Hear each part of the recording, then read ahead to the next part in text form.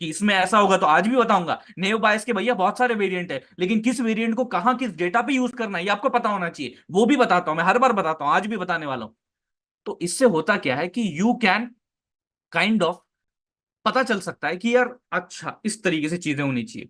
अब अपने कुछ लास्ट एलिमेंट्स ऑफ प्रोजेक्ट बचे, यानी कि एमएल बचा है, जैसे डिप्लॉयमेंट हो गया using flask and fast API, वो सारी चीजें हम लोग देखने वाले हैं, सिंपल भाषा में देखने वाले हैं। जो मुद्दे की बात है, जो जरूरत वाली बात है, आपको पता होने वाली बात है कि हाँ अपन भैया अपने एंड पे एक सिंपल सा अपना डेटा को लेने से मॉडल को डिप्लॉय करने तक का जो ये एंड टू एंड का सफर ये तय कर सके। इतना कॉन्फिडेंस आ गया तो बहुत बड़ी बात है। दर्शन जी कह रहे सर कल जो देखा उसमें जेड स्कोर परसेंटेज बाकी है ना, मतलब मैं समझा नहीं। आ, मैंने सारे एल्गोरिदम शेयर किए Darshan ji. I have shared all the algorithms जो कि इंपॉर्टेंट थे और सिलेबस में थे। ये मुझे समझ नहीं आ रहा आप क्या कह रहे हैं। ये कौन सा वाला पार्ट आ गया? ये तो मुझे भी नहीं पता, ये तो मैं फर्स्ट टाइम, मतलब आउटलायर्स के लिए फर्स्ट टाइम सुन रहा हूँ। हाँ, मे बी अगर आप थोड़ा सा डिटेल में, अगर चलो पर्सनल में शेयर कर देना, ताकि अगर आपको डाउट होगा तो मैं आपको बता दूंगा। लेकिन फिलहाल तो भैया 7-6 हो चुके हैं, और मैं शुरुआत करने जा रहा हूं आज के सेशन की। भाई साहब लो आपके सामने एक एग्जांपल है, अब वो समझाने वाला हूँ, नेव बायस समझने वाले हैं डिटेल में। और ऐसा हो देखो, बताने वाला हूँ, लेकिन उससे पहले यस नो हो जाए। चलो, मेरा आवाज आ रहा है, स्क्रीन दिखाई दे रही है, एवरीथिंग इज परफेक्ट। चलो चलो चलो भैया, यस नो।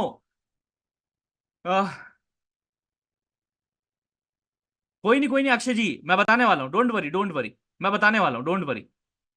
हाँ, वो बोल रहे थे कि प्रोजेक्ट के बारे में कुछ बता रहे थे, मैं बस यही कह रहा था कि रिगार्डिंग द प्रोजेक्ट, जो पूरा आपका जो फंडामेंटल चीज होता है डेटा को इंपोर्ट करने से आपके मॉडल को डिप्लॉय करने तक, जो ये सारी प्रोसेस है, ये एक्चुअली हम प्रैक्टिकली सीख रहे हैं। तो this is nothing but whatever we are learning now is a part of a project.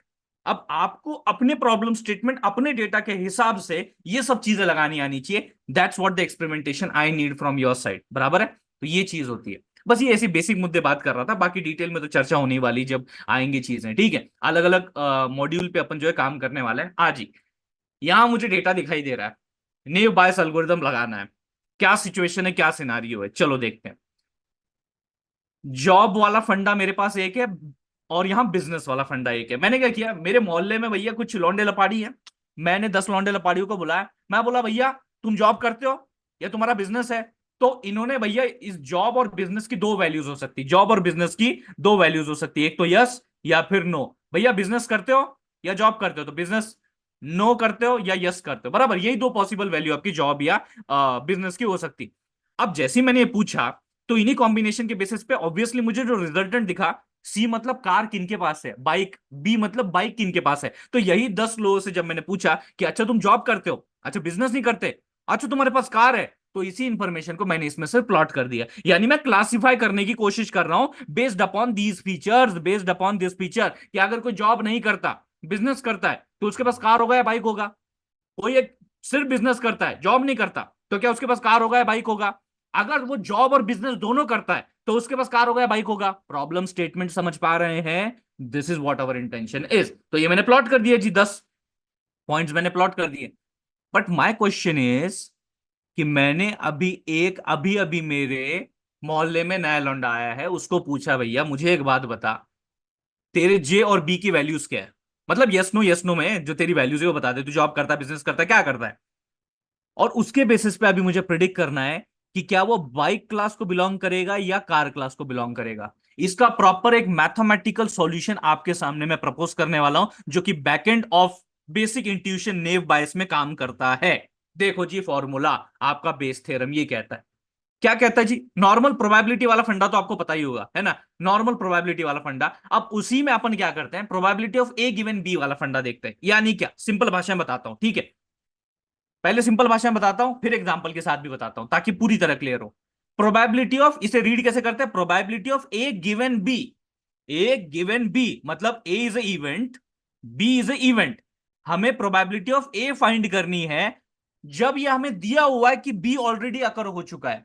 तो जब बी ऑलरेडी अकर हो चुका है, तो अब इस सिचुएशन में बताओ ए की क्या प्रोबेबिलिटी होगी। एक एग्जांपल के साथ बताता हूं। There are two events. आपका जो एग्जाम आप दे रहे हो, लेट्स से इंजीनियरिंग एग्जाम दे रहे हो, एग्जाम हॉल में आप बैठे हैं, एंड जो आपके इन्विजिलेटर है वो क्लास के बाहर चले जाते हैं कुछ देर के लिए, चाय बिस्किट खाने के लिए बाहर चले आते हैं। This is the event one, that the invigilator is going out of your class. Second event is कि आप चीटिंग करोगे। ओके, तो अब मेरा बेसिकली प्रोबेबिलिटी कैसे फाइंड करेंगे, इस स्टेटमेंट को कैसे फ्रेम करेंगे, what is the probability that you will cheat given that आपके जो इन्विजिलेटर है वो क्लास के बाहर चले गए। बच्चा बोलेंगे अजी सर 100%, 100%। अगर हमें ये पता है कि क्लास में कोई नहीं है, इन्विजिलेटर बाहर चला गया, कोई सुपरविजन हमारे ऊपर है ही नहीं, तो काहे नहीं करेंगे सर चीटिंग, हम तो करेंगे। तो उस वक्त की प्रोबेबिलिटी 100% होगा। तो ए इवेंट क्या है कि हम चीटिंग करेंगे, बी इवेंट है कि इन्विजिलेटर बाहर चला गया है। तो प्रोबेबिलिटी कि आप चीट करोगे गिवन दैट इन्विजिलेटर बाहर चला गया है, ये कितना होगा, ये कैसे आएगी प्रोबेबिलिटी, उसके लिए आरएचएस की तरफ देखिए, ये फॉर्मूला होता है। आपको बात समझ में आ रही है, सिंपल एग्जांपल के साथ बता दिया। अब ये चीज कैसे फाइंड आउट की जाती है जी, ये अगर हमें कंप्यूट करना, हाउ टू डू इट, तो उसके भैया तीन कंपोनेंट होते हैं। एक कंपोनेंट होता है प्रोबेबिलिटी ऑफ बी गिवन है, यानी कि उसका उल्टा, यानी कि उसका उल्टा। एक और कंपोनेंट जो न्यूमरेटर में होता है, जो मल्टीप्लाई होता है विद दिस पर्टिकुलर कंपोनेंट, वो होता है probability of A, single event, probability of single event A, है ना। दूसरा होता है probability of B, single event probability of B, that's it, बस यही फॉर्मूला है, यही फॉर्मूला, आपको रटने की जरूरत नहीं है, यू डोंट नीड टू। अगर फिर भी अगर आपको थोड़ा सा माइंड मैपिंग करके अगर अपने दिमाग में बिठाना है, तो हमेशा याद रखिए गिवन कौन सा इवेंट है बी, तो वो हमेशा उसकी प्रोबेबिलिटी सिंगल प्रोबेबिलिटी डिवीजन में आएगी। और जो जिसकी प्रोबेबिलिटी फाइंड करनी है वो ए, वो आपका न्यूमरेटर में आएगा, और ये वाला इसका सिर्फ रिवर्स न्यूमरेटर में मल्टीप्लाई होगा, दैट्स इट। इस तरीके से सोच सकते हैं, लेकिन मैं रिकमेंड नहीं करूंगा कि आप किसी भी रिस्पेक्टिव फॉर्मूला को रटो, क्योंकि आपके लिए इंटरनेट गूगल बाबा ऑलरेडी अवेलेबल है, एक सर्च मारोगे तो फॉर्मूला आपके सामने होगा, लेकिन फॉर्मूले को अंडरस्टैंड करना, चीजें समझना, ये आपके लिए जरूरी है। अब इसी रिस्पेक्टिव फॉर्मूले को अगर मैं अपने मतलब के हिसाब से मॉडिफाई करूं, तो जैसे फॉर एग्जांपल ये मेरा गिवन फीचर है और उसके बेसिस पे मुझे वाई प्रिडिक्ट करना है, यही तो हम चीजें करते हैं ना, that's what the we think do, कि भैया हमें कुछ फीचर वैल्यूज दी होंगी, उसके बेसिस पे, this is given, feature value is given, age is given, अब एज जो गिवन है उसके बेसिस पे मेरी इनकम क्या होगी, वाई क्या होगा, वही तो हमें करना होता है ना प्रिडिक्ट। तो भैया उसकी प्रोबेबिलिटी क्या निकलेगी, तो वही उस फॉर्मूले में डाला, ए की जगह वाई, बी की जगह x, formula is exactly the same. अब ऑब्वियस ही बात है, सिचुएशन इतनी सिंपल तो रहती नहीं कि एक ही फीचर दिया हो, हमारे पास एक से ज्यादा फीचर हो सकते हैं। आपके दिमाग में सवाल आएगा सर x1 x2 xn कितने सारे फीचर हो सकते हैं, तो उसके लिए फॉर्मूला कैसा अपडेट होगा, फॉर्मूला ऐसा अपडेट होगा जी, ऐसा अपडेट होगा, कुछ नहीं करना है, nothing we have to do. आपको सिर्फ याद रखना है कि ये जो टर्म हमने x के साथ बोली है, यही टर्म x1 के साथ x2 के साथ टिल द xn, ये टर्म वैसी कैलकुलेट होगी, और बाकी सिर्फ ये वाली जो टर्म है p ऑफ y, वो आपकी सिंगुलर रहेगी, क्योंकि एक ही y आपका एट्रीब्यूट यहां पे है, तो एक ही रहेगा। और जो डिनोमिनेटर वाला फंडा है वो क्या होगा, जितने भी आपके एक्स की वैल्यूज हैं उनका प्रोबेबिलिटी का मल्टीप्लीकेशन। लेकिन एक बड़ी मजे की बात मैं बताऊं, इसको हम कंसिडर ही नहीं करते इन द कैलकुलेशन, करने की जरूरत नहीं है, ओवरहेड हो जाता है, कैलकुलेशन ओवरहेड इसको बोलते हैं अपन, तो वो अपन करते नहीं है। क्यों नहीं करते उसका रीजन बताऊंगा मैं, okay I will just tell you, inform you the reason, अभी जस्ट न्यूमेरिकल के थ्रू देखेंगे। हाँ जी, तो हमारा एग्जाम्पल इसी को कंटिन्यू करते हैं। हमारा एग्जाम्पल क्या है कि हमारे पास दो फीचर है x1 एंड x2, एक है भैया आपका बिजनेस, एक है जॉब, उनकी दो वैल्यूज हैं यस नो यस नो, ठीक है। सो बिजनेस करते हो कि नहीं, यस नो, जॉब करते हो कि नहीं, यस नो, यानी कि अगर प्रश्न है ये तो इसके दो जवाब है, सिंपल सी बात। अगर वैल्यूज समझ में नहीं आ रहा होगा वैल्यूज क्या होता है, ये है आपका रिस्पेक्टिवली वाई, जो डिपेंडेंट वेरिएबल जिसकी दो वैल्यूज पॉसिबल है, एक तो भैया बाइक है या फिर एक तो कार है। तो बाइक को आप 0 से डिनोट कर सकते हो, कार को 1 से डिनोट कर सकते हो, ये अलग से आप लेबल एनकोडिंग में कर सकते हो, लेकिन फिलहाल तो मुद्दा ये समझ लिए, बाइक एंड कार ये आपके दो क्लासेस हैं, ठीक है। अब मेरा ये डेटा पॉइंट मैंने यहां पे रख दिया, अब मुझे ये पता करना है कि ये जो रिस्पेक्टिव डेटा पॉइंट है इसको मैं बाइक क्लास में डालूं या फिर कार क्लास में डालूं, किस में डालूं, ये समझ नहीं आ रहा। तो भैया इसी फॉर्मूले को यूज करो ना, नेव बायस के इंट्यूशन को यूज करो। कैसे करना है देखो, मैं सबसे पहले क्या करता हूं, मैं सबसे पहले कैलकुलेशन करके रख लेता हूं। देखो what I am going to need, probability of car मुझे लगेगी, प्रोबेबिलिटी ऑफ बाइक इंडिविजुअल लगेगी, ठीक है। तो आप प्रोबेबिलिटी कैसे निकालोगे, कितनी टोटल कारें हैं भैया, तीन, टोटल ऑब्जर्वेशन कितने हैं, 10, तो 3/10, बात खत्म, ये आपकी प्रोबेबिलिटी ऑफ कार है। टोटल बाइक कितने हैं जी, 7, divide by total number of bikes, like total number of observation कितने हैं, 10, देख लो गिन के देख लो, ये तीन कार है, टोटल ऑब्जर्वेशन 10 है, तो 3/10, 1 2 3 4 5 6 7, यहाँ पे 7 बाइक है तो 7/10, तो यहाँ पे आपका हो गया भैया probability of bike and probability of car. अब हमें फाइंड करना है what's the probability of car given a particular value for job and bike, job and bike की वैल्यूज गिवन है। अब हमें फाइंड करना है कि क्या प्रोबेबिलिटी है for this respective test tuple कि वो कार क्लास को बिलोंग करता है। इतने आसान भाषा में बता रहा हूं भाई अभी आपको, समझ लो, समझ लो। अब आते हैं यहां पे कैसे किया जाएगा, बस वही फॉर्मूला तो फॉलो करना है। ये मेरा x1 है, ये क्या है जी x1 है, ये क्या है जी मेरा x2 है, बात खत्म। अब ये इस फॉर्मूले के हिसाब से भैया इसमें डाल दो, तो डालने के बाद क्या आता है, probability of J given car, probability of be given car, probability of car divide by this.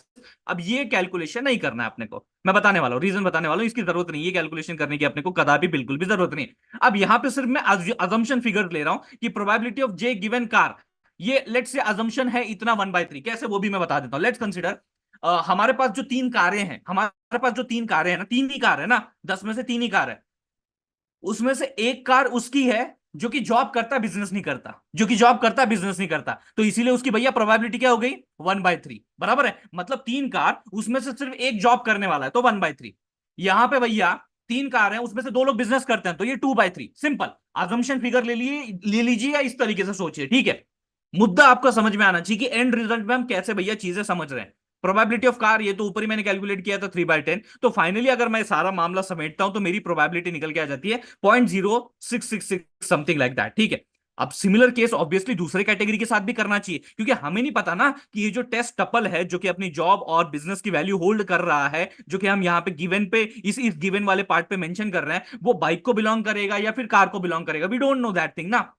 तो फिर बाइक पे भी वही फॉर्मूला लगा देते हैं। अब यहां पे क्या है, यहां पे क्या, लेट से भैया 7 लोगों के बाइक 7 बाइक है आपके पास, उसमें से 2 लोगों के पास जो जॉब करते हैं उनके पास बाइक है, और जो 5 लोग जो बिजनेस करते हैं उनके पास बाइक है। लेट्स कंसिडर दिस रेशो, इस हिसाब से लेट से मेरा ये प्रोबेबिलिटी का अजम्पशन फिगर आपके सामने है, और ये प्रोबेबिलिटी ऑफ बाइक तो यहां सामने ही है, और ये मेरा इनका मल्टीप्लीकेशन निकल जाता है। ये मल्टीप्लीकेशन निकल गया तो ये मेरी प्रोबेबिलिटी आई।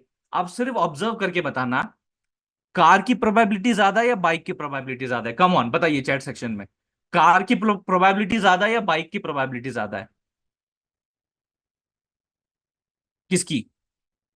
ऑब्वियसली बाइक की प्रोबेबिलिटी ज्यादा है। तो जैसे आपने उत्तर दिया उस हिसाब से हमने क्या करना चाहिए, ये डेटा पॉइंट जो न्यू डेटा पॉइंट है वो बाइक को बिलोंग करेगा या कार को बिलोंग करेगा। ऑब्वियसली जिसकी प्रोबेबिलिटी ज्यादा है उसको बिलोंग करेगा, तो वो बिलोंग करेगा बाइक को। तो अब मैं क्या करूंगा, what I will do is कि भाई अभी तुम अननोन नहीं हो, अब यहां पे तुम नोन हो, और तुम्हारी वैल्यू मैं दे देता हूं बी, नॉट द सी। तुम बिलोंग करते हो बी को, तुम बिलोंग करते हो बाइक क्लास को, कार क्लास को नहीं, क्योंकि तुम्हारा भैया यहां पे प्रमाणित हो चुका है, फंडा खुल चुका है। अब आप बोलोगे सर आपने डिनोमिनेटर क्यों नहीं कैलकुलेट किया, देखो जी करना है तो कर सकते हो आप, ऐसी कोई बड़ी बात नहीं है। करना है, अगर आपको फाइंड आउट करना है तो कर सकते हो, सारे वैल्यू सारे फिगर्स आपको दिए होंगे प्रॉब्लम स्टेटमेंट में, उस हिसाब से probability of J, probability of bike जो है वो आप कंप्यूट कर सकते हो, मतलब probability of job and probability of business calculate कर सकते हो। बट मुझे बताओ इसका कोई सिग्निफिकेंस है, इज देयर एनी सिग्निफिकेंस? भैया दोनों का डिनोमिनेटर कॉमन है, probability J into probability B, probability J into probability B, दोनों का कॉमन है। तो मैथ्स में एक फंडा होता है, मैथ्स में एक नियम होता है कि जब दो चीजों को कंपेयर कर रहे हो और उसमें कोई एलिमेंट कॉमन हो तो उसको भैया क्यों गिनना है, जो सिग्निफिकेंट फिगर होता है उसे गिनते हैं जब किसी दो एलिमेंट्स को हम कंपेयर करते हैं। ये बड़ा मूलभूत बेसिक फंडा है अपने मैथ्स का, बात समझ पा रहे हैं? इसलिए कॉमन एट्रीब्यूट को हम नहीं गिनते, इसलिए मैंने बोला कि डिनोमिनेटर को वी डोंट काउंट। एक्चुअल में जो सारा कंपैरिजन कंप्यूटेशन होता है वो हम अपने करते हैं रिस्पेक्टिवली न्यूमरेटर का, बात समझो कि नहीं, ये चीज आपको जाननी है समझनी है। अब ये तो एक सिंपल यार सिनारियो आपके सामने मैंने रख दिया जो कि एक बेसिक इंट्यूशन आपको बताने का प्रयत्न कर रहा है। इसी ने बायस का एक वेरिएंट है जो कि कंटीन्यूअस डेटा के ऊपर ऑपरेट करता है, जो बड़ा फेमस है, जिसका इस्तेमाल अपन करते हैं, ऐसा समझ लो उसी का इस्तेमाल करते हैं। बाकी जो है वेरिएंट ऑब्वियसली है, मल्टीनोमियल है, बर्नौली है, अलग अलग है भैया, लेकिन उनका इस्तेमाल इतना होता नहीं है, क्योंकि मोस्टली हम जो डील करते हैं वो कंटीन्यूअस डेटा के साथ लेट से डील कर रहे हैं। तो उस वक्त भैया हमें क्या करना है, कार्यक्रम क्लासिफिकेशन का किस प्रकार से नेव बायस के इस्तेमाल से किया जा सकता है वो हम लोगों को समझना है। एक तो बेसिक इंट्यूशन तो आपको समझ में आ गया, प्रोबेबिलिटी का ही है, तो इस केस में भी प्रोबेबिलिटी का है, लेकिन इस केस में आपको प्रॉपर आंकड़े दिए हुए हैं। देखो आपको प्रॉपर आंकड़े दिए हुए हैं, जैसे कि आपने 5 मिनट्स इंजीनियरिंग को रेफर किया, यस या नो? अगर रेफर किया है तो आपके मार्क्स कितने आए हैं, अगर नहीं रेफर किया तो आपके मार्क्स कितने आए? तो ये दो सेट्स मेरे पास मौजूद है। So this is the given thing, this is the target, this is the target attribute जो कि अपने को पता लगाना है कि अगर कल को अपने को कोई बोलते सर जी मेरे 74 मार्क्स आए हैं, अगर ये मेरे को गिवन है तो मैं उसको प्रिडिक्ट कर पाऊं नेव बायस के जरिए कि आपने 5 मिनट्स इंजीनियरिंग को रेफर किया था यस, या रेफर नहीं किया था नो। तो एक्चुअल में इसमें से क्या है पॉसिबिलिटी वो अपन बता पाए, ये चीज आपको समझ में आनी चाहिए regarding the Gaussian naive bias apply करने जा रहे हैं, बहुत इंपॉर्टेंट है। बहुत वैल्यूएबल चीज है। ऐसा समझ लीजिए नेव बायस मतलब गॉसियन नेव बायस ही अपन इंप्लीमेंट करते हैं, ये समझिए, बिकॉज बहुत ज्यादा रेंजेस में हम इसका इस्तेमाल करते हैं और ये हमें बहुत अच्छे रिजल्ट देता है। मैं सिर्फ हवा में बात नहीं कर रहा हूं, जैसे हर बार प्रमाणित करके सब चीजें आपके सामने प्रूफ के साथ रखता हूं, वैसी बात करने वाला हूं। गौर से देखो, गौर से सुन।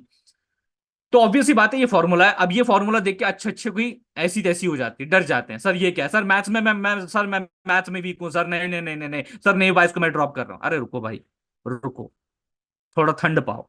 जिस तरीके से मैं आपको अभी चीजें बताने वाला हूं ना, ये खेल लगेगा आपको बच्चों का। देखो सुनो, इस पे आने वाले, लेकिन उससे पहले कुछ प्रिपरेशन करनी पड़ती कि नहीं। डायरेक्टली फॉर्मूला में कूद पड़ोगे तो कुछ भी नहीं समझ में आएगा, कुछ भी नहीं समझ में आएगा। और ये इंपॉर्टेंट है, इसलिए मैं फॉर्मूला के साथ समझा रहा हूं, ठीक है।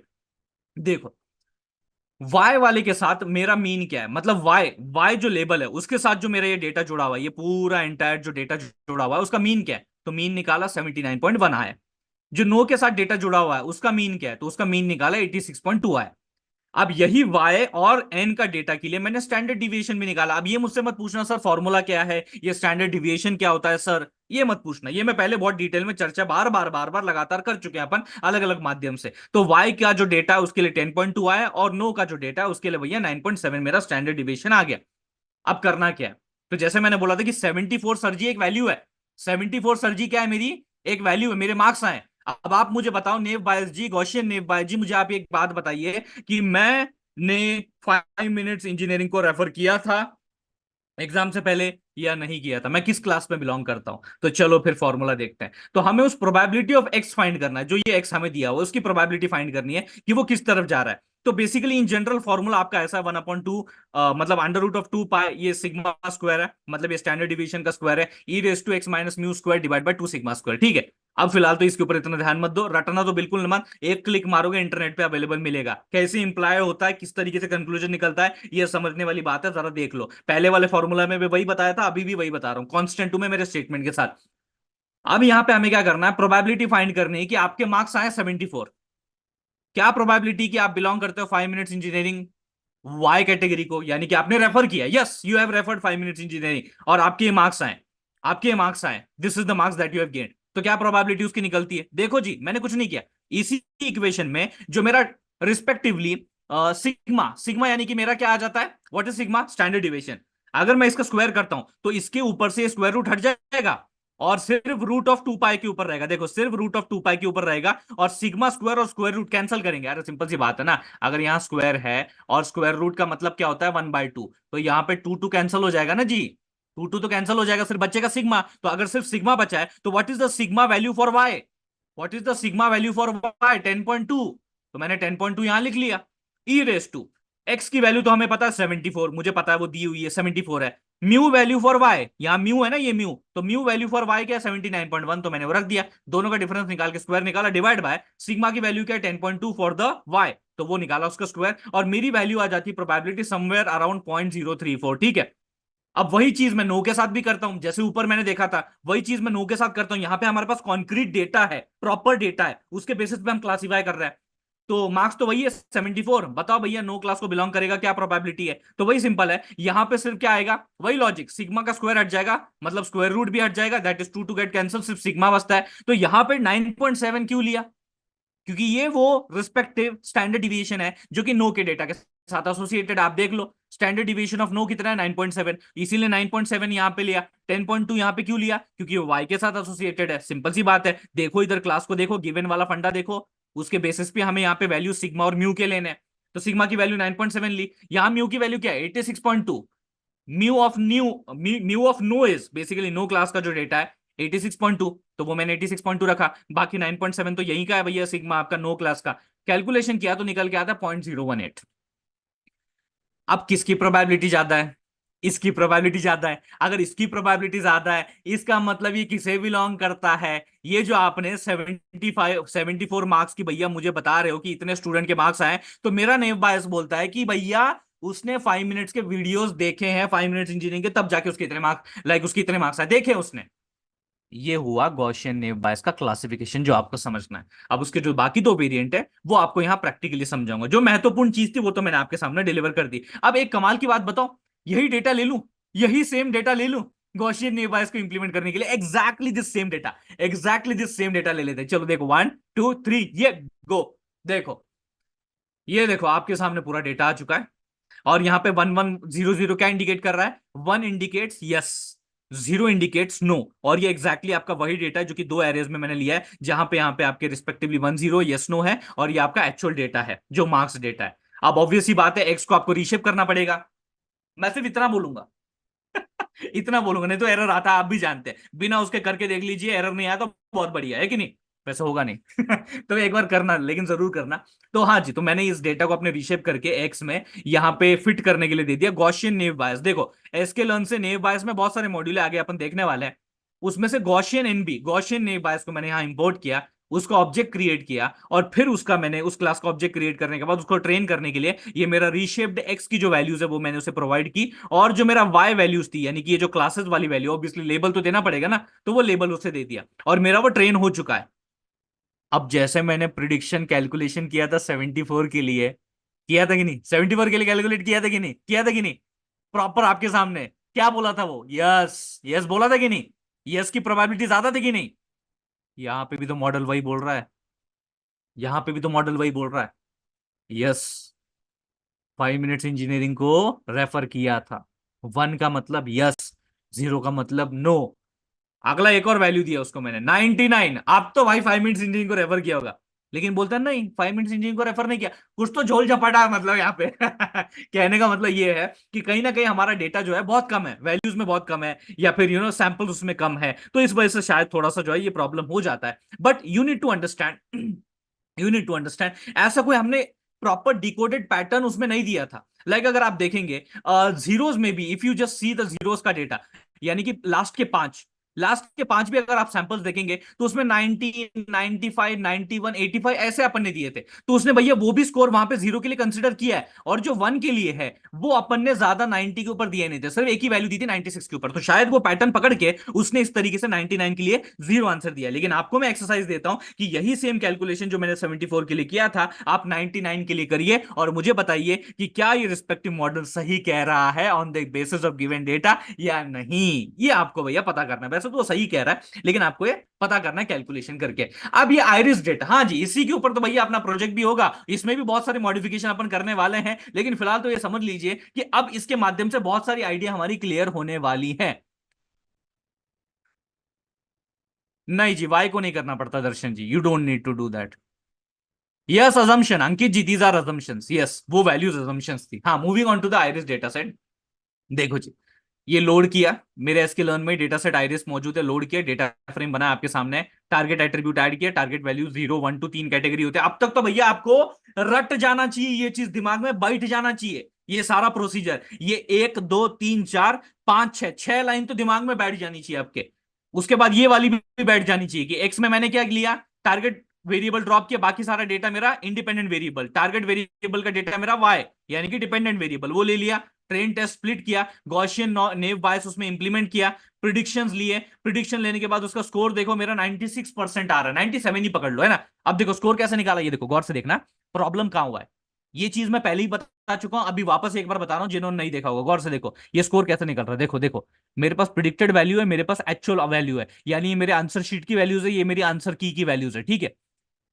2 मैच कर रहा है, फिर 1 मैच कर रहा है, 0 मैच कर रहा है, 2 मैच कर रहा है, 0 मैच कर रहा है, 2 मैच कर रहा है, 0 मैच कर रहा है, 1 मैच कर रहा है, 1 मैच कर रहा है, 1 मैच कर रहा है। यहाँ गड़बड़ हो गई है, 1 की जगह 2 लिख दिया, यहाँ गड़बड़ हो गई मॉडल के जरिए। तो एक्चुअल में वो 2 है, उसको 1 प्रिडिक्ट कर दिया, फिर 1 चल रहा है, सही 1 चल रहा है, 1 चल रहा है, 1 चल रहा है, 0 चल रहा है, 1 चल रहा है, 1 चल रहा है, 0 मैच हो गया, 0 मैच हो गया, 2 मैच हो गया, 1 मैच हो गया, 0 मैच हो गया, 0 मैच हो गया, 2 मैच हो गया, 0 मैच, 0 1 1 0। हाँ जी, बस गड़बड़ यही हुई है, गड़बड़ यही हुई, सैंपल को गलत क्लासिफाई कर दिया, और देख सकते हैं उसका भुगतान आपको भुगतना पड़ा, और इसलिए स्कोर आपका 1 नहीं है, कुछ ना कुछ यहाँ पे गलती हुई है। आप बात समझ पा रहे हैं? इस तरीके से मैं नहीं करता हूं, इस तरीके से बैकएंड में वो भी करता है आपका मशीन। मैच, मैच, इसीलिए अपन जो है इसको इस तरीके का डेटा देते हैं स्कोर कंप्यूटेशन के लिए, ठीक है।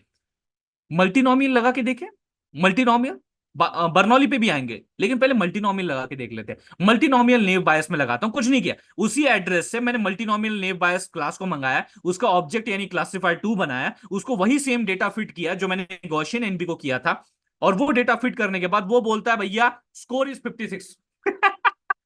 96 कहाँ भाई, 56 कहाँ भाई। आप समझ में आया, इसलिए मैं बोल रहा था गॉसियन पे ध्यान दीजिए, इसलिए इसको इतना डिटेल में बताया। इसके अगर खाली आपको फीचर भी पता तो भी it is more than enough. Multinomial के फीचर क्या होते हैं? मल्टीनोमियल का फीचर ये होता है कि आप उसको किस डेटा पे अप्लाई करोगे, ये सोचो। जब भी आपको अपने प्रॉब्लम स्टेटमेंट में, गौर से सुनना, मैं 2 बार बोलूंगा, आसान भाषा में बोलूंगा लेकिन सुन लेना, नोट डाउन कर लेना। मल्टीनोमियल का कहां इस्तेमाल हम करते हैं? क्योंकि यहां तो भैया जहां पे गॉसियन अच्छा परफॉर्म कर रहा है, मोस्टली गॉसियन हर तरफ अच्छा परफॉर्म ही करता है, लेकिन मल्टीनोमियल की भी कुछ स्पेसिफिक केस होता है। स्पेसिफिक केस ऐसा होता है कि अगर आपके प्रॉब्लम स्टेटमेंट में या फिर आपके डेटा में आपको कुछ ऐसा डेटा दिख रहा है जो कि आपको इंफॉर्म कर रहा है about count information, about frequency information, about some occurrence, like occurrence या रिपीटेशन। अब बात समझ पा रहे हैं? Frequency, count, occurrence, repetition, frequency, count, occurrence, repetition, ये बात एक ही तरफ जा रही है, एक ही सेंटर को पॉइंट कर रही है, काउंट को रेफर कर रही है। तो जो काउंटिंग प्रॉब्लम्स होते हैं आपके, जहां पे स्पेसिफिक फ्रीक्वेंसी या occurrence of a particular item mention किया जाता है, उस केसेस में आपका मल्टी नेव बायस जो है, दैट इज मल्टीनोमियल नेव बायस जो है, वो बढ़िया तरीके से आपको परफॉर्म करते हुए देखने को मिल जाता है। अब इसका एक डिसएडवांटेज भी है, वो कुछ ही देर में अपन एक और एग्जांपल के साथ डिस्कस करने वाले हैं, लेकिन देखते हैं बर्नौली कैसा परफॉर्म करता है। अब बर्नौली नेव बायस की जब मैं बात करता हूं, उसका क्लासिफाइड 3 बनाता हूं ऑब्जेक्ट, उसको ट्रेन करता हूं द सेम डेटा जिसके ऊपर मैंने मल्टीनोमियल और गॉसियन को ट्रेन किया था। स्कोर देखो क्या आता है। स्कोर देखो ये आता है। ये तो आना ही भाई, ये तो आना ही है, इसमें कोई भी ऐसी दो दुविधा नहीं है, दो राहें नहीं है। ये तो आना ही है। क्यों आना है भैया? क्यों आना, क्या बिगाड़ा है इसने? क्यों आना है 20% भैया? ये कोई एक्यूरेसी है? हैं? रीजन है इसका। बर्नौली जो है, आपका इस प्रकार का जो डेटा रहता है ना, जो आपका कंटिन्यूअस डेटा आपने देखा है ना, जो आपके एक्स वाला डेटा था, ये देखो, ये वाला डेटा जो था कहाँ गया? ये आइरिस वाला डेटा जो है, ये देखो 5.1, 3.1, ये कंटिन्यूअस डेटा है जी। इसके ऊपर आपका वो ऑपरेट नहीं कर पाता, बर्नौली ऑपरेट नहीं कर पाता। लेकिन हाँ, अगर वो क्लासेस, लाइक क्लासेस बोलूं, या फिर अगर वो बाइनराइज डेटा है, बाइनराइज्ड डेटा है, तो बर्नौली वहां परफॉर्म करता है। मेरे बात पे विश्वास नहीं होता? विश्वास नहीं होता, चलो करके दिखाता हूं, मैं आपको करके ही दिखाता हूं, तब आपको चीजें जो है वो अच्छी तरह समझ में आएंगी कि मेरा बाइनराइज से कहने का मतलब क्या है। कि लाइक आपका जो डेटा है वो 2 पार्ट्स में डिवाइडेड है, 2 पार्ट्स में उसकी वैल्यूज डिवाइडेड है, 1 0 टाइप ऑफ डेटा जो है वो बर्नौली में काम लेते हैं। कैसे देखो बताता हूं। एक सिंपल सा मेक क्लासिफिकेशन वाला फंडा मैंने लिया, जिसमें ये मैंने क्लासिफिकेशन, मेक क्लासिफिकेशन वाला जो फंडा है वही यार, सेम जो अभी तक अपन करते हैं वही मैंने किया है। और ये देखो डेटा आपके सामने कुछ इस प्रकार से दिख रहा है। ये इतना इंपॉर्टेंट नहीं, जो आगे हम करने वाले हैं वो इंपॉर्टेंट है। मैंने इसी सेम डेटा के ऊपर उसको स्प्लिट वगैरह सब कर लिया, मैंने होल्ड आउट मेथड वगैरह सब लगा लिया, ये मैं वापस रिपीट नहीं करूंगा, मुद्दे की बात देखो। मैंने उसके ऊपर लगाया मल्टीनोमियल एनबी, और साथ ही साथ उस पे मैंने बर्नौली लगाया। लेकिन लेकिन लेकिन लेकिन लेकिन ये चीज इंटरव्यू में पूछी जा सकती है, गौर से देखो, ये जो चीज मैंने यहां की है, इसीलिए इस पैरामीटर को बर्नौली में दिया हुआ है, क्योंकि वो जानते हैं कि अगर आपको कंटिन्यूअस डेटा दिया है, लेकिन अगर आपको उसको बाइनरी डेटा में कन्वर्ट करना, बाइनरी डेटा में कन्वर्ट अगर उसको करना है, तो बाइनराइजर लगाइए। बाइनराइज हमने देखा था या नहीं? प्री प्रोसेसिंग टेक्निक में बाइनराइजर देखा था कि नहीं? अगर हम बाइनराइजर को कंटिन्यूअस डेटा देते हैं और एक थ्रीशोल्ड वैल्यू देते हैं, तो मतलब बाइनराइज इक्वल टू 0.5, मतलब 0.5 इज द थ्रेशोल्ड वैल्यू।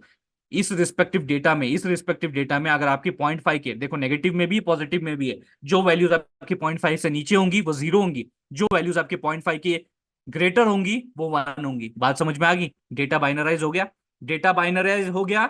अब लगाया बर्नौली, बर्नौली क्लासिफायर 3 फिट करे डेटा।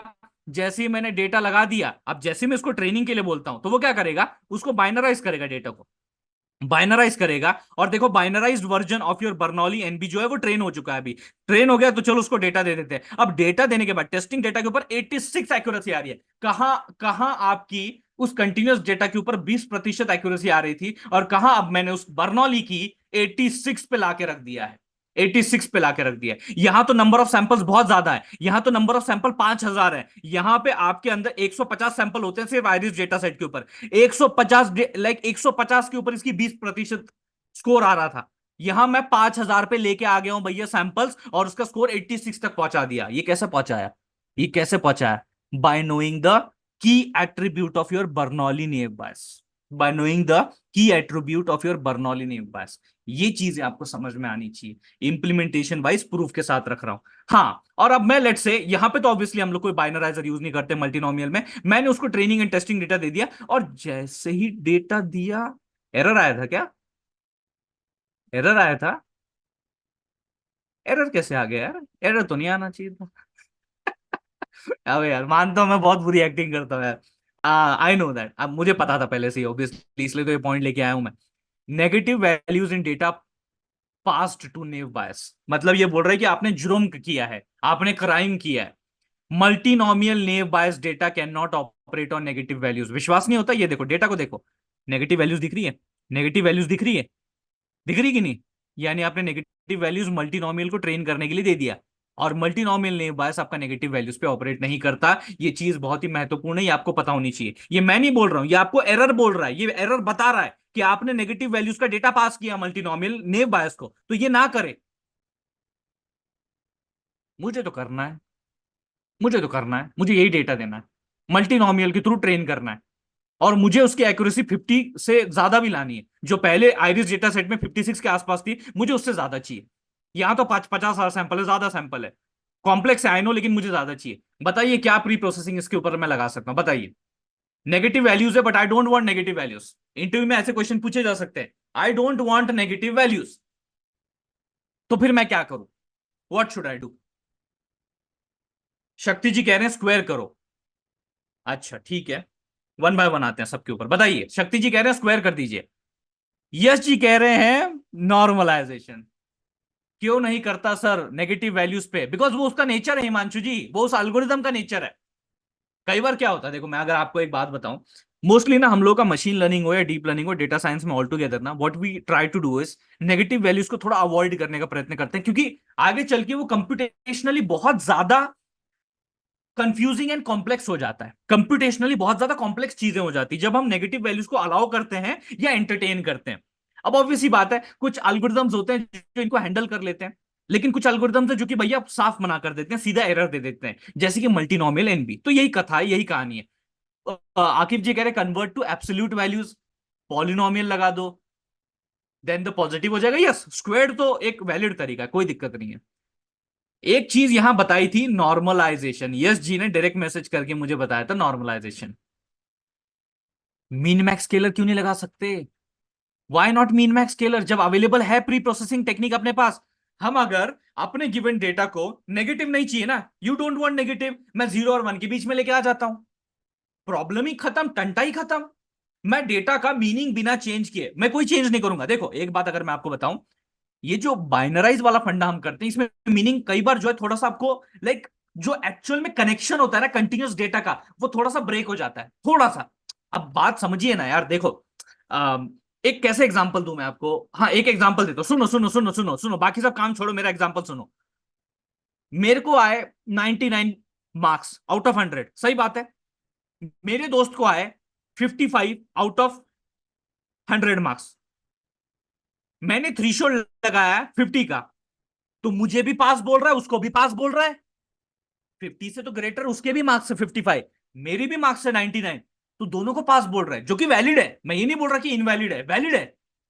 लेकिन मैग्नीट्यूड देखो ना यार, मैग्नीट्यूड देखो ना, 55, 99, क्या कनेक्शन होगा? इस डेटा का कुछ ना कुछ तो कनेक्शन होगा ना। ये आपका एक्चुअली लेट्स से अगर ये मार्क्स रिजल्टेंट वैल्यू है, ये रिजल्टेंट वैल्यू किसके ऊपर डिपेंड करता है? नंबर ऑफ आवर्स उस बंदे ने पढ़ाई की, उसने कौन से कोचिंग क्लास से पढ़ाई की, उसने कितने बुक्स से पढ़ाई की, उसका आंकड़ा। तो ऑब्वियसली ये रिलेशन कहीं ना कहीं 99 पे रिफ्लेक्ट करता है ना यार। बात समझो, थोड़ी सी मेरी भावनाएं समझो, कहीं ना कहीं ये फैक्टर्स डिपेंड करते हैं ना, लाइक डिपेंड मतलब इंपैक्ट करते हैं ना आपके मार्क्स वेरिएबल को, फीचर को। लेकिन आपने बाइनराइजर लगाने की वजह से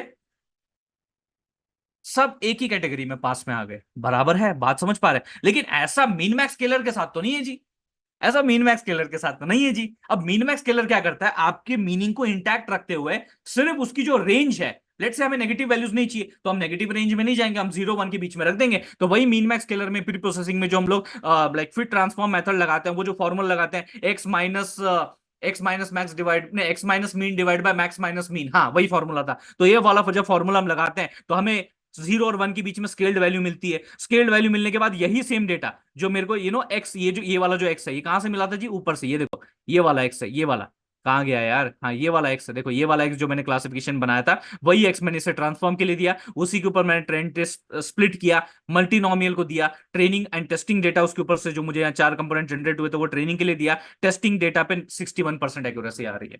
बात समझ पा रहे हैं? Hopefully your understanding. कुछ तो बेहतर हुआ, एरर से अच्छा कुछ तो मिला, प्रोग्रेस दिख रहा है। यहां देखो, ऐसे ही आपको अपने प्रॉब्लम्स के साथ डील करना होता है। एक मैं आपको बता देता हूँ यार, देखो कई बार मुझे मैसेजेस आते हैं, मैं खुद भी यार उनको रिप्लाई कर देता हूँ, कई बार मैं उनको ये भी रिप्लाई करता हूँ। कभी भी अगर आपको एरर दिखे ना, तो उसकी लास्ट लाइन देखना, always see the last line. वो लास्ट लाइन क्या कहना चाहती है?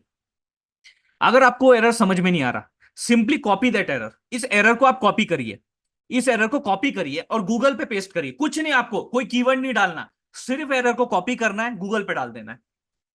गूगल पे बहुत सारे ऐसे नौजवान पहले से होंगे जिनको ये एरर एनकाउंटर हुआ होगा।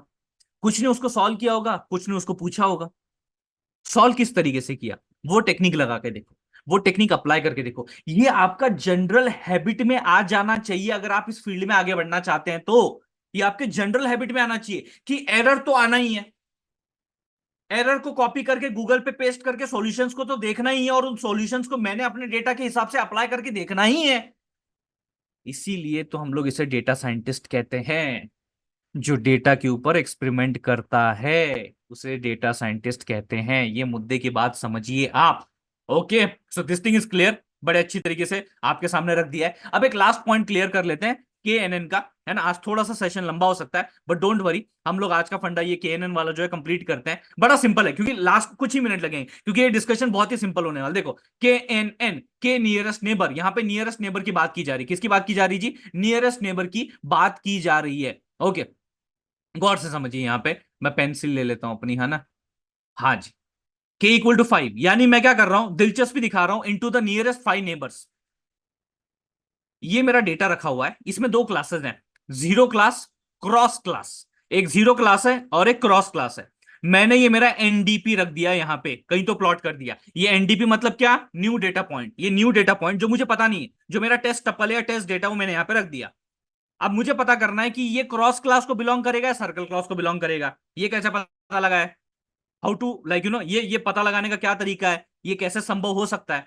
तो मैं यहां पे सिंपली क्या करता हूं, के इक्वल टू 5 बोल देता हूं। के इक्वल टू 5 बोलने का मतलब क्या निकलता है कि मैं डिस्टेंस वाइज यूक्लिडियन डिस्टेंस लगाऊंगा। मतलब अगर ये मेरा रेस्पेक्टिव डेटा पॉइंट है, न्यू डेटा पॉइंट, मैं यूक्लिडियन डिस्टेंस सबके साथ मापूंगा, सबके साथ डिस्टेंस मापूंगा, सबके साथ डिस्टेंस मापूंगा, जितने भी मेरे पास डेटा पॉइंट होंगे। और उनमें से जो मेरे ऐसे डेटा पॉइंट्स हैं जो कि मेरे सबसे नियर है, सबसे नियर है, वो मेरे नियरेस्ट नेबर है, उनको मैं सिलेक्ट करूंगा। लेट से ये थोड़ा सा दूर है तो इसको सिलेक्ट नहीं करूंगा। ये 5 नेबर्स है जिनके साथ मेरा डिस्टेंस जो है वो अच्छा खासा करीब आ चुका है। आप बोलेंगे सर जी फिर ये भी तो नेबर ही है ना, ये थोड़ी ना कोई पराया है। हाँ जी, ये तो नेबर ही है। अब इस क्या बोलते हैं, नियरेस्ट नेबर को एंड नेबर में क्या डिफरेंस होता है, कई बार पूछते हैं। तो मैं इसको एक रिलेटेबल एग्जांपल के साथ आपको बताता हूं। आपने तारक मेहता का उल्टा चश्मा देखा है? तारक मेहता का उल्टा चश्मा, उसमें जेठालाल का घर की लोकेशन आपको पता है, पोजीशन पता है। अब मुझे एक बात बताइए, भिड़े जो है, भिड़े, वो जेठालाल का नेबर है या नहीं? यस या नो बताइए, यस या नो बताइए। नेबर है? भिड़े तो भैया ऑब्वियस सी बात है, भिड़े तो नेबर है ना। बबीता जी जेठालाल के नेबर है या नहीं? बबीता जी जेठालाल के नेबर है या नहीं? हाँ, वो भी है। डिफरेंस क्या है? डिफरेंस क्या है? भिड़े जो है एकदम जस्ट नियर, बहुत नजदीक, बीविंग सीविंग, बीविंग एविंग, और वो सीविंग, वो सीविंग। अब बात समझ रहे हैं? डिस्टेंस ज्यादा है तो नेबर, लेकिन डिस्टेंस ज्यादा है। यही बात यहां पे समझिए, ये बीविंग है और ये जो मैं बात कर रहा हूं, ओके, ये सीविंग है, सॉरी, ये आईआरजी की सीविंग है, और ये मेरा जेठालाल है। और ये मेरे जो पॉइंट्स है जो कि उसके बहुत ज्यादा नजदीक है, वो भी नेबर है, लेकिन वो नियरेस्ट नेबर है क्योंकि उनका डिस्टेंस कम है। ये इस तरीके से चीजों को आपको समझना है। Must that is done. तो मैं क्या करता हूं, अच्छा ठीक है भैया, इनके इर्द गिर्द में एक सर्कल गोला बना लेता हूं। क्या करता हूं जी? एक सर्कल गोला बना लेता हूं, ठीक है।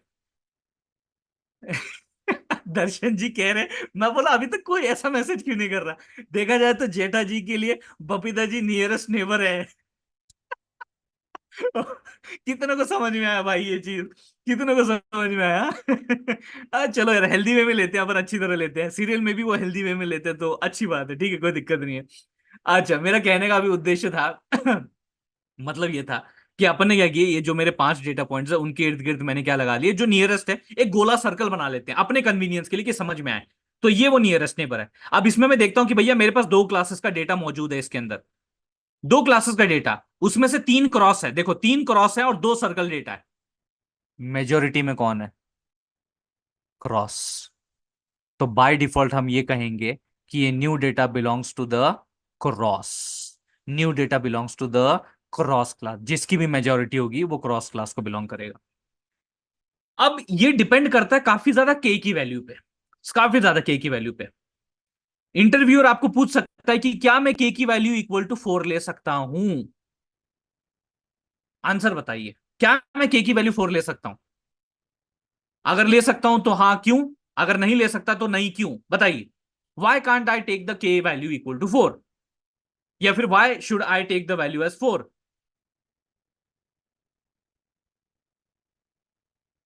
और लेंगे तो शी रहेगा, सही रहेगा, अच्छा शी रहेगा, हाँ नहीं सही बात है, ऑड लेना ही सही रहेगा, that is the best approach, Akshat ji सही बोला। लेकिन 4 का क्या प्रॉब्लम है? एनीवन कैन नोटिस, ये प्रॉब्लम पूछा जा सकता है। एनीवन कैन नोटिस, कोई नोटिस कर सकता है। एग्जैक्टली exactly, प्रांजल जी ने बहुत सही आंसर दिया। टाई हो सकता है ना सर जी। अगर देखो देखो देखो देखो देखो देखो देखो देखो, सिंपल सी बात बताता हूँ, सिंपल बात बताता हूँ। अगर मेरा लेट से के इक्वल टू मैं 2 ले लेता हूँ, के इक्वल टू 2 लेता हूँ, तो मेरे पास क्या क्या केसेस निकल सकते हैं, क्या क्या केसेस निकल सकते हैं? केसेस ऐसे निकल सकते हैं कि मेरा एक जो है, ये देखो यहाँ क्रॉस क्लास बोलते हैं या सर्कल, एक क्रॉस क्लास को बिलोंग हो, एक सर्कल को बिलोंग हो, 2 क्रॉस को बिलोंग हो, 0 सर्कल को बिलोंग हो, 0 क्रॉस को बिलोंग हो, 2 सर्कल को बिलोंग हो। यानी कि ये जो 3 पॉसिबिलिटीज हैं, ये जो 3 पॉसिबिलिटीज हैं उसमें से सिर्फ एक पॉसिबिलिटी यानी 1/3 पॉसिबिलिटी टाई होने की है, टाई होने की है। तो अगर उस पॉसिबिलिटी को भी अगर आपको बाईपास करना होगा, तो I recommend you to consider the values of K equal to 5। लेकिन अगर आप के इक्वल टू 2 भी लेते हो, तो इट इज ऐसा नहीं कि आपने बहुत बड़ा महापाप या गुनाह कर दिया, जैसे कि मल्टीनोमियल में -1 लेना या नेगेटिव वैल्यूज लेना। ऐसा कोई महापाप नहीं है। अगर आप के इक्वल टू 2 भी लेते हैं, टाई सिचुएशन भी आती है, तो वो कोई इतनी बड़ी बात नहीं है, it's just the 1/3 of the possibility, just a 1/3 of the possibility. और उसमें अगर आप क्रॉस की तरफ भी गए या सर्कल की तरफ भी गए, तो भी कोई इतना बड़ा मैटर या बवंडर क्रिएट नहीं होता, दोनों में से किसी को भी चूज किया तो भी चल जाता है, ऐसी कोई प्रॉब्लम नहीं, क्योंकि एक्चुअल में वो टाई हुआ है। अब बात समझ पा रहे हैं? अब बात समझ पा रहे हैं? Hopefully you are understanding this point. यही चीज आपको जाननी है, यही चीज आपको समझनी है, जो कि पूछी जा सकती है। पहले तो उसकी पॉसिबिलिटी बहुत कम है, लेकिन अगर आपको इस पॉसिबिलिटी को भी हटाना है तो और चुन लो। आप बात समझ रहे हो? This is how you should approach to the problem. ये तो हो गया अपना रिग्रेशन वाला फंडा, केएनएन का नहीं, क्लासिफिकेशन वाला फंडा। रिग्रेशन में क्या होता है जी? What is the point in regression? क्या होता है जी पॉइंट ऑफ रिग्रेशन में? हम क्या करते हैं? कुछ नहीं जी। जो मामला अपना नियरेस्ट नेबर का चल रहा था, जिसमें 3 क्रॉस आए थे, लाइक इतने, लाइक 2 पॉइंट्स आए थे शून्य वाले क्लास को, ये क्लास तो रहेगा नहीं ना, रिग्रेशन प्रॉब्लम है, क्लास तो होता नहीं है, कंटिन्यूस डेटा होता है। लेकिन मेरे कंटिन्यूस डेटा में भी अगर आप गौर से देखेंगे, इसको हटा देता हूं, इसको हटा देता हूं, इसको हटा देता हूं, ये जो मेरे है तो नियरेस्ट नेबर ही, ये मेरा न्यू डेटा पॉइंट है। मुझे पता करनी है कि इसकी वाई वैल्यू क्या है, और वाई वैल्यू क्या होगी इसकी? कंटिन्यूस होगी, कंटिन्यूस होगी। अभी तो कैटेगोरिकल थी, सर्कल क्रॉस कैटेगोरिकल थी, लेकिन रिग्रेशन के प्रॉब्लम में तो कंटिन्यूस लगेगा। अब जब कंटिन्यूस लगेगा तो फिर आंसर क्या होगा? कुछ नहीं जी, मीन होगा, एवरेज होगा।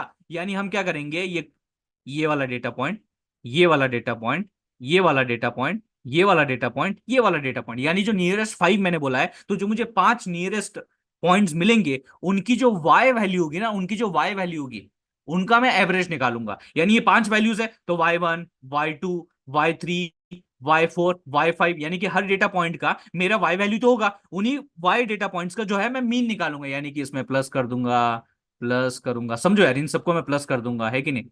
आई विल जस्ट ऐड इट। ये देखो, ये भाई पकड़ लेता है, ये गड़बड़ कर देता है कई बार। मैं यहां तो प्लस लगा के रहूंगा, कैसे भी लगाओ, ये मल्टीप्लाई लग रहा है लेकिन प्लस है, समझ लो, डिवाइड बाय 5 कर देता हूं। तो ये मेरा क्या होगा? मीन हो गया जी। सिंपल मीन की आइडिया को समझो। तो जो मीन आता है, जो एवरेज आता है, वो मेरे न्यू डेटा पॉइंट का प्रिडिक्शन होता है। दैट्स इट, सिंपल सी बात है। यही रिग्रेशन में है कि मीन निकालो, या फिर अगर क्लासिफिकेशन की देखा जाए तो मेजोरिटी निकालो। ये फंडा आपको केएनएन का समझना है। अब इसको देखो इंप्लीमेंटेशन पे आ जाते हैं। केएनएन का इंप्लीमेंटेशन काफी इजी, ज्यादा कुछ मुश्किल है नहीं उसमें बात। Sir, is there any specific trick to decide the value of K और any assumption? You have to go by assumption. ऐसी कोई ये बात नहीं है कि आपके स्पेसिफिक डेटा पे ये काम कर जाएगा। You can go for the assumptions. अगर वो अजम्पशंस आपके रिस्पेक्टिव रिक्वायरमेंट या जो टारगेट स्कोर है उसको अचीव कर लेते हैं, दैट्स गुड। नहीं तो फिर ट्रायल एंड एरर करते रहो। इस तरीके से चीजें हैं। लेकिन फिर भी मैं सजेस्ट करूंगा, देखो मेरी तरफ से मैं तो एक सजेस्ट करूंगा, वो ये है, try to keep the K value odd. That's the first suggestion. Second suggestion ये है कि जब भी आप ट्रायल एंड एरर कर रहे हो, always try to go from K value low to high. Low to high, don't take too low values, don't take too high values, but you have to move in between. And जो भी आप in between घूम रहे हो उसमें भी लो से high जाइए।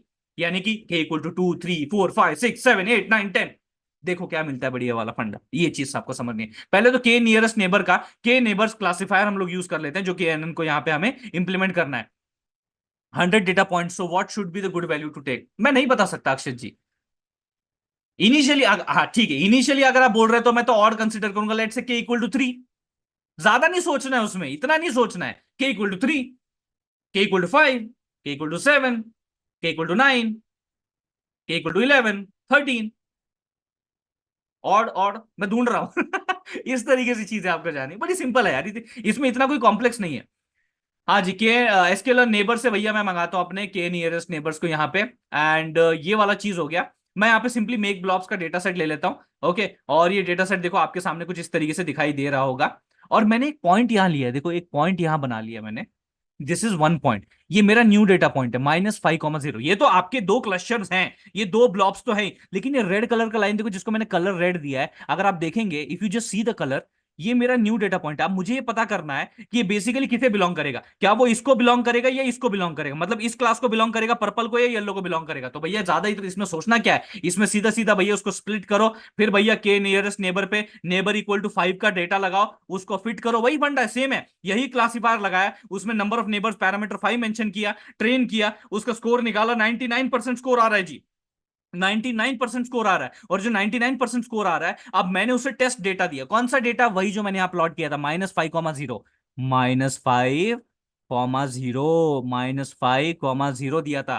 तो मैंने क्या किया, जो मेरा ये के नेबर्स वाला मतलब के एन एन, सॉरी के एन वाला जो मेरा ऑब्जेक्ट था के नेबर्स क्लासिफायर का, उसको मैंने के नेबर्स ये रिस्पेक्टिव बोला कि भैया मुझे इसके पहले नेबर्स बताओ। मतलब ये मैंने उसको डेटा पॉइंट दिया, समझो इसको।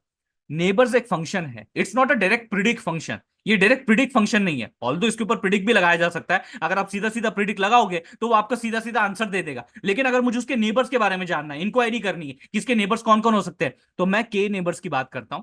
I will talk about the के नेबर्स। और के नेबर्स में मैं ये रिस्पेक्टिव टेस्ट डेटा सैंपल दे देता हूं। अब ये मैंने टेस्ट डेटा सैंपल दे दिया। अब ये टेस्ट डेटा सैंपल के कितने भैया नियरेस्ट नेबर कौन कौन है, वो मुझे ये नेबर्स में दे देगा। Once I get into the neighbours, देखो ये जी मेरे रिस्पेक्टिव जो है आपके समक्ष नेबर्स देखने को मिल जाएंगे। ये मेरे उसके जो है भैया 5 नेबर्स देखने को मिल जाएंगे। अब आप बोलेंगे सर जी एक मिनट एक मिनट एक मिनट, ये वाले फंडे और ये वाले फंडे में कुछ ना कुछ तो अलग लग रहा है। बताने वाला हूं, डोंट वरी, उस चीज पे भी मैं आने वाला हूं। लेकिन इनमें इनमें जो मुद्दे की बात आपको समझनी है वो क्या है, ये आपके जो 1,000 सैंपल्स थे ना, 1,000 सैंपल के आइटम नंबर थे।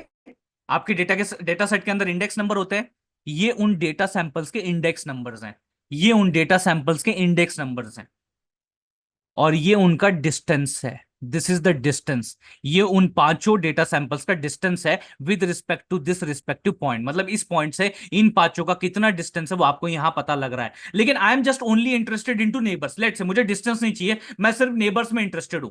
और अगर वही नेबर्स को मैं फाइंड आउट करना चाहता हूं कि एक्चुअल उनकी वैल्यूज क्या है, okay what are the values, मतलब मुझे पता चले ना कि मेरे, देखो यहां से तो मुझे पता चल रहा है कि हाँ these are the data points जो मेरे नेबर्स हैं of this respective data point. लेकिन अगर मुझे उनकी वैल्यूज चाहिए होंगी तो यहां मेरे पास कितने भैया, नंबर ऑफ फीचर 2 है, तो मुझे हर एक की 2 वैल्यूज मिलेंगी। तो मैंने ये एक्स के अंदर डाल दिया नेबर्स 0। नेबर्स 0 करना मतलब क्या, what do you mean by neighbours 0, मतलब क्या कि मैंने क्या किया, what I am trying to do, ये जो भी वैल्यूज हैं ये जो भी नेबर्स के इंडेक्स वैल्यूज है उनके हिसाब से मैं उनका एक्चुअल डेटा जो मेरे डेटा में मौजूद है, डेटा सेट में मौजूद है, वो रिट्राइव कर रहा हूं उन पांचों नेबर्स का। ये मेरे पांचों नेबर्स का डेटा रिट्राइव हो गया। तो इस तरीके से आप नेबर्स को भी गेन कर सकते हो, प्राप्त कर सकते हो। ये चीज आपको समझनी है। अब अगर मैं यही रिग्रेशन के ऊपर आ जाऊं तो कोई नहीं जी, डेटा देख लो, रिग्रेशन लगा दिया मैंने, मेक रिग्रेशन, मेरा डेटा मेरे सामने मौजूद है, ये रिग्रेशन का डेटा है। लीनियर रिग्रेशन लगाओगे तो भी चल जाएगा, लेकिन केएनएन कैसे चलेगा? तो इसमें कुछ नहीं है। के नेबर क्लासिफायर बोला था, अब के नेबर रिग्रेसर मंगा लो। एड्रेस तो वही है, सेम ही है, नेबर से ही मंगाना है। यहां मैंने एन नेबर्स इक्वल टू 3 बोल दिया। टोटल सैंपल कितना है? टोटल सैंपल कितना है? 10,000। टोटल सैंपल कितने हैं? 10,000 है। और यहां मैंने नेबर 3 बोल दिए। अब यहां पे मैं उसको ट्रेन करता हूं और मेरा स्कोर चेक करता हूं। ये स्कोर तो बहुत बढ़िया दे रहा है, 96% स्कोर दे रहा है। अब यहां पे मैं आपको इंप्लीमेंट करके दिखाता हूं क्या आइडिया है रिग्रेशन का। अगर वहां समझ में नहीं आएगा तो यहां पे समझ में आ जाएगा। मैं क्या करता हूं, चल भैया मैंने एक डेटा पॉइंट दे दिया 1।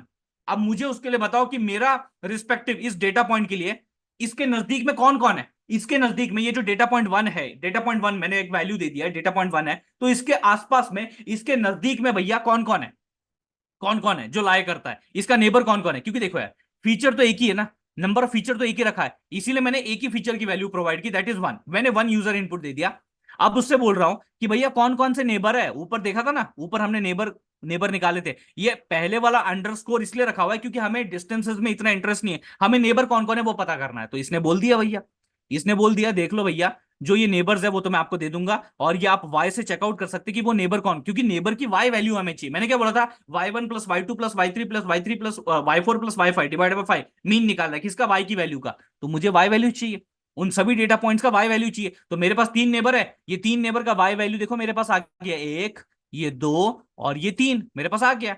अगर मैं इसका प्रिडिक्शन निकालता हूं के एन के थ्रू, मतलब अपने रिग्रेसर के थ्रू, तो वो बोलता है sir ji 65 should be the answer, 65.36 should be the prediction for the input value x equal to 1।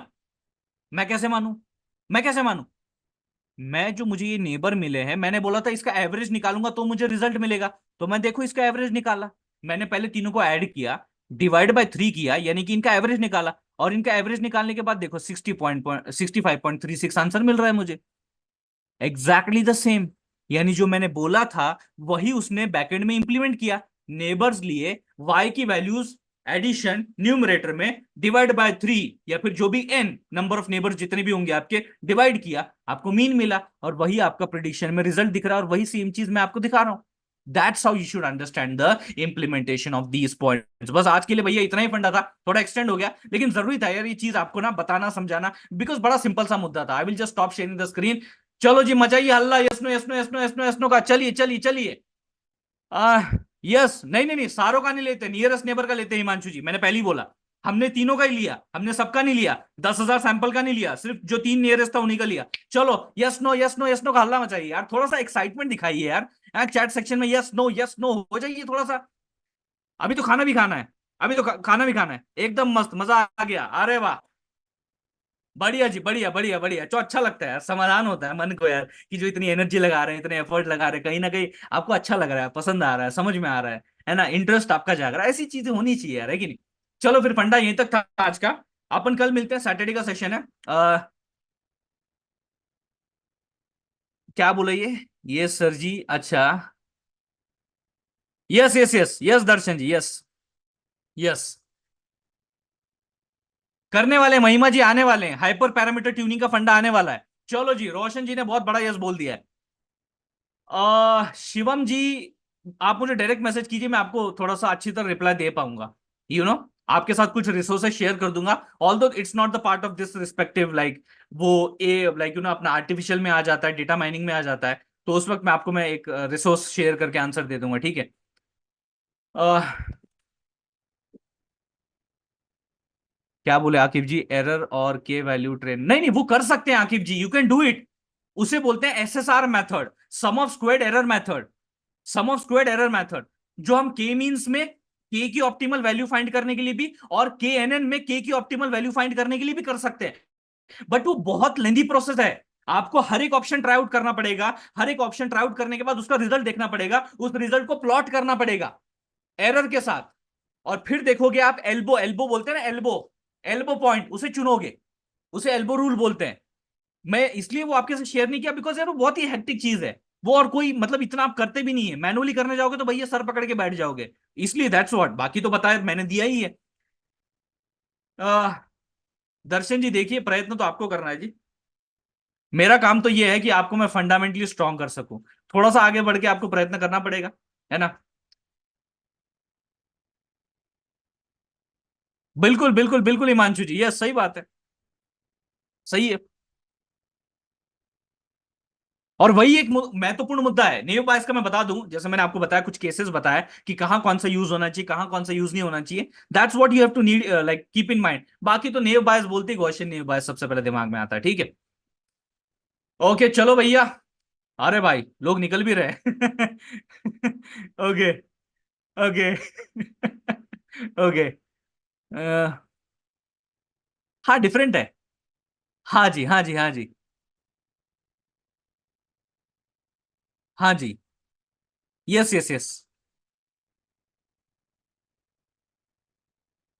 Hopefully you have got the point. Hopefully you have understood the point. समझ में आना जरूरी है यार, हाँ बिल्कुल बिल्कुल बिल्कुल समझ में आना जरूरी है कि नहीं। बाकी तो ठीक है।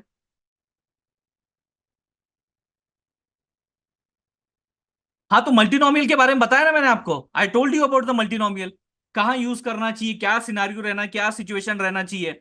ओके। और क्या उसमें अवॉइड किया जाना चाहिए, क्या problems है उसमें, अगर प्रॉब्लम आ गई तो फिर कैसे सॉल्व करना चाहिए, बड़े डिटेल में एक एग्जांपल के साथ तो आपको बताया, प्रैक्टिकली इंप्लीमेंट करके। जरा एक बार रिकॉर्डिंग देखना वापस से।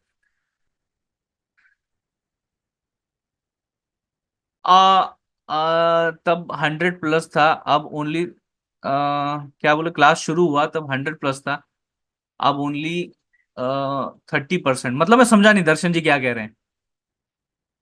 अच्छा, स्टूडेंट स्टूडेंट का परसेंटेज कह रहे हैं। आप क्या करें जी, देखिए आपके अंदर उत्साह है, आपके अंदर उमंग है, आपके अंदर इतनी सारी चीजें भैया भर भर के है, तो आप आ रहे हैं, अटेंड कर रहे हैं। अब जो नहीं कर रहे उनको शायद उनकी कोई और प्रॉब्लम्स होंगी, वो रिकॉर्डिंग देख के समझना चाहते होंगे। देयर चॉइस, क्या कर सकते, क्या कह सकते। अपन तो अपना काम कर रहे हैं ना, मंडे टू सैटरडे 7 बजे आपके सामने आ रहे हैं ना, अपना काम तो भैया अच्छी तरीके से बजा रहे हैं ना। बस अपने को अपने से भैया जो है काम करना है, ड्यू टू बिजी शेड्यूल। अरे जी, बिजी तो हम भी रहते हैं। बिजी तो इस हद तक हम रहते हैं कि हम क्या बताएं। बट क्या होता है ना, कुछ चीजें होती है, कुछ चीजें होती है जो प्रायोरिटी में नहीं होती किसी के। अगर प्रायोरिटी में नहीं है ना, तो हम कितने भी बिजी ना हो, हम नहीं करेंगे। Agree with me. Agree with me, हम चाहे कितना भी बिजी ना हो, हम नहीं करेंगे। एग्जैक्टली वो चीज आपको समझनी है। नहीं नहीं, बहुत सारे अंकित जी, बहुत सारे वर्किंग प्रोफेशनल है, उन्होंने मुझे मैसेज भी किया, सर जी हम नहीं अटेंड कर पा रहे। तो क्या कर सकते। मैं बोला कोई दिक्कत नहीं जी, अगर आपको रिकॉर्डिंग से अगर किसी दिन अगर पॉसिबल हो जाए तो आप आ जाइए, मैं आपकी पूरी, लाइक देखो मैं भी प्रॉब्लम समझ चुका हूं, मैं दोनों दुनियाओं में रह चुका हूं। मैं कॉर्पोरेट के भैया जॉब भी कर चुका हूं, और वहां पे भैया सोलोप्रेन्योरशिप भी कर रहा हूं, तो बहुत सारी मैं दोनों दुनिया देख चुका हूं। तो ठीक है, अपने अपनी चीजें हैं, मैं किसी को भी भैया इस काम में दोष नहीं दूंगा। आप यहाँ पे आ रहे हैं भैया, चीजें पढ़ रहे हैं, बस इतना डेडिकेशन भी काफी, चाहे रिकॉर्डिंग हो लाइव हो, ठीक है। बाकी करेंगे चर्चा किसी और दिन इसके ऊपर डिटेल में है। मिलते हैं कल भैया, enjoy the rest of the day.